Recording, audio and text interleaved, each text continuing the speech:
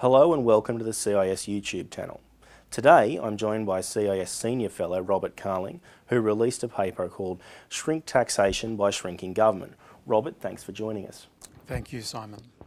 Robert, your paper deals with the importance of tax reform for society, and it's a Target 30 paper, and of course our Target 30 campaign is aimed at shrinking the size of government.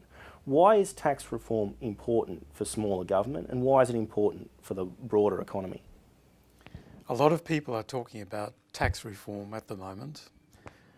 Some of them are talking about it for the purpose of raising more revenue to sustain big and growing government.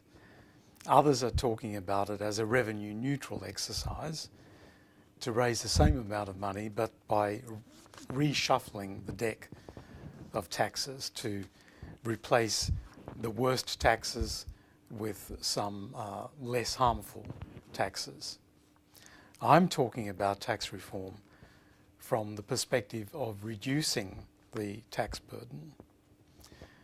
I would still have the restructuring or reshuffling element in it, but I also have this very important dimension of reducing the overall tax burden. But for that to be sustainable, it needs to be in the context of smaller government, that is, less government spending. And it is therefore linked in with the CIS's Target 30 campaign, which is to reduce the size of government in Australia from about 35% of GDP currently to 30%. That is government spending. And what do you think the benefits to the economy would be of reducing the tax burden? If Target 30 were achieved, not only could the deficit be eliminated, you could also have a surplus, a meaningful surplus, and you could reduce the tax burden by 2.5% of GDP, which would be, in 2011-12 terms, about $37 billion, and that's a lot of tax reduction. So what you would be doing is replacing wasteful and unproductive or less productive government spending with greater private sector activity.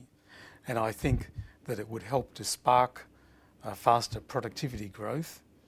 That is another major target of economic policy.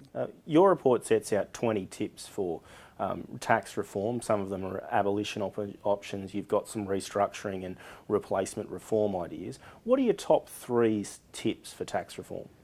I advocate abolishing state stamp duties on insurance.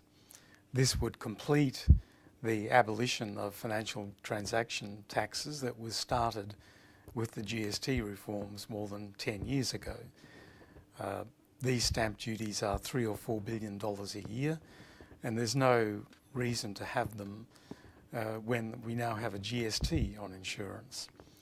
In the tax reduction category, the biggest item there is a 15% reduction in personal income tax rates, and as part of that, creating a top personal tax rate of 35% instead of the current 45%.